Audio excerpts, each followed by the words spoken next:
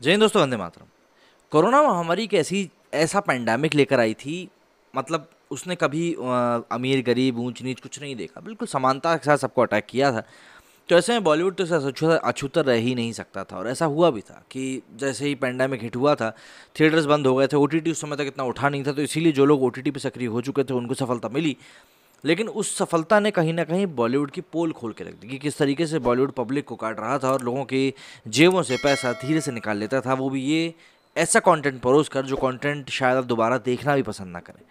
लेकिन ओटीटी के उदय के साथ कई सारी चीज़ें बदली, लोगों को चीज़ें समझ में आना शुरू हुई, और फिर उसके बाद जो परिणाम है वो हालिया कुछ रिलीज जो बॉलीवुड की बड़ी फिल्में बताई जाती हैं उनके रिजल्ट हमें बता ही रहे हैं। और उस रिजल्ट से कंगना रनौत, अक्षय कुमार जैसे सितारे भी नहीं बच सके, और सलमान खान भी। मतलब राधे तो हम सभी ने देखी थी, उसको फिर भी एक बार कह दिया गया कि भैया चलिए ठीक है, लेकिन अंतिम का वही जब हश्र हुआ तो कंफर्म हो गया कि यहाँ पर तो अब कोई भी नहीं बचने वाला है।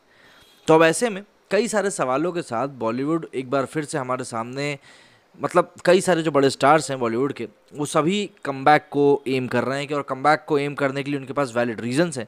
वो चाह रहे हैं कि किसी भी तरीके से उनकी जो कमबैक हो वो फुल प्रूफ तरीके से हो। ऐसे में जब हम बात करते हैं शाहरुख खान की, जो इस समय जवान की शूटिंग में व्यस्त हैं और जवान की स्टार कास्ट को तय करने में लगे हुए हैं, और जिस तरीके से वो स्टार कास्ट को तय कर रहे हैं ना, वो साफ तौर पर दिखाता है कि इस समय उनके अंदर एक छटपटाहट है।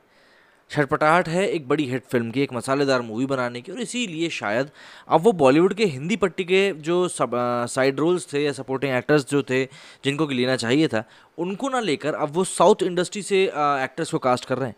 विजय सेतुपति को तो पहले ही कास्ट कर लिया गया था, और अब खबरें निकल कर सामने आ रही हैं कि शायद विजय को भी इसमें कास्ट किया जाएगा। ये साफ तौर पर दिखाता है कि मूवी को पैन इंडिया लेवल पर एक जो एप्रिसिएशन मिलना चाहिए उसकी तैयारी हो रही है, वरना इसके पहले तो ऐसा कुछ भी ज़रूरत नहीं पड़ती थी। आप सिर्फ एक्टर का नाम बताओ, मूवी यूं ही चल जाती थी। लेकिन आज की डेट में पब्लिक देखने लगी कहानी क्या है, एक्टर्स कौन है, उसके बाद ही अपनी मूवी का चयन करती है। तो क्या शाहरुख खान का ये इक्का कि भाई साउथ के एक्टर्स को भी इसमें शामिल कर लिया जाए मूवी के स्टार कास्ट में, शाहरुख को सफलता दिला पाएगा या नहीं, ये एक बड़ा सवाल है। बॉक्स ऑफिस पर साउथ सिनेमा की बम्पर सफलता ने बॉलीवुड को सोचने के लिए मजबूर कर दिया है, और यही वजह है कि हिंदी सिनेमा के फिल्म मेकर भी अब धीरे धीरे साउथ सिनेमा के पद चिन्हों पर चलने की कोशिश कर रहे हैं। और इसी के तहत बॉलीवुड की पैन इंडिया फिल्मों में साउथ के सितारों की एंट्री कराई जा रही है। इससे पहले साउथ की फिल्मों में बॉलीवुड के कलाकारों को मौका दिया जा रहा है ताकि फिल्मों की पैन इंडिया अपील हो सके। बॉलीवुड अभिनेता शाहरुख खान भी इस फॉर्मूले को आजमाते हुए फिलहाल दिखाई दे रहे हैं। शाहरुख खान ने अपनी होम प्रोडक्शन में बन रही पैन इंडिया फिल्म जवान में साउथ सिनेमा के कई कलाकारों को मौका दिया है। फिल्म में साउथ की अभिनेत्री नयनतारा और अभिनेता विजय सेतुपति के बाद अब सुपरस्टार थलपति विजय की भी एंट्री होने जा रही है। उनको फिल्म में एक विशेष किरदार दिया जा रहा है। फिल्म का निर्देशन साउथ के मशहूर निर्देशक एटली कर ही रहे हैं।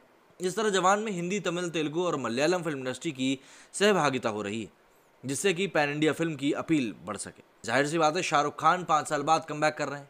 ऐसे में वो कोई भी रिस्क इस समय लेना नहीं चाहते। उनकी 3 फिल्मों के बाद एक रिलीज होने वाली, इसमें पठान, जवान और डंकी शामिल है।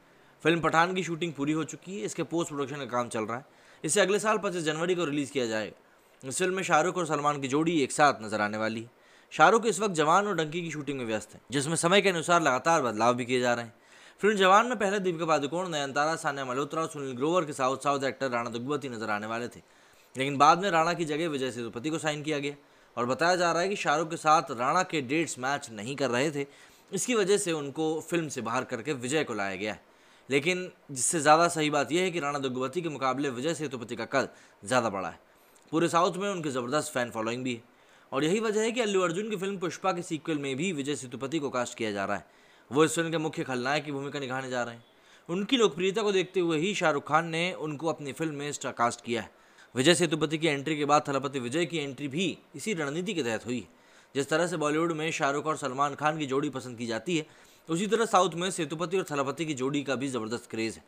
साल 2020 में रिलीज हुई फिल्म मास्टर में विजय सेतुपति और थलपति विजय की जोड़ी नजर आई थी। ये फिल्म बॉक्स ऑफिस में ज़बरदस्त हिट रही थी। 135 करोड़ रुपए में बनी इस फिल्म ने 300 करोड़ रुपए कमाई करी थी।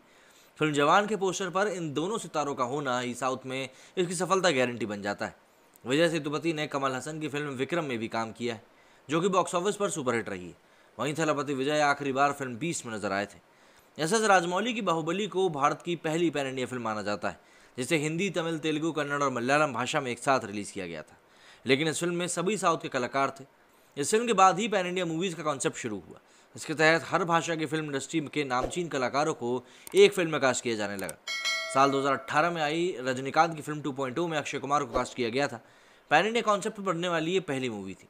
इसके बाद बाहुबली फेम एक्टर प्रभास की फिल्म साहू में बॉलीवुड एक्ट्रेस श्रद्धा कपूर, जैकी श्रॉफ, नील नितिन मुकेश और चंकी पांडे को कास्ट किया गया था। मलयालम फिल्मों के सुपरस्टार मोहनलाल की film Marakkar lion of the Arabian sea में बॉलीवुड एक्टर सुनील शेट्टी नजर आए थे। और इसी साल रिलीज हुई राजमौली की फिल्म RRR में अजय देवगन और आलिया भट्ट अहम किरदारों में थे। वहीं यश की फिल्म KGF चैप्टर 2 में संजय दत्त और रवीना टंडन को लिया गया था, जिनके किरदार काफ़ी अहम थे। तो यहाँ पर सीधी सी बात यही है कि अब पैन इंडिया मूवीज़ का कॉन्सेप्ट बॉलीवुड भी अपना रहा है और कहीं ना कहीं एक हिट फिल्म की तलाश में बड़े बड़े एक्टर भी साउथ के सामने नतमस्तक होते हुए नजर आ रहे हैं। मेरे स्टूडेंट फिलहाल इतना ही। जय हिंद, जय भारत।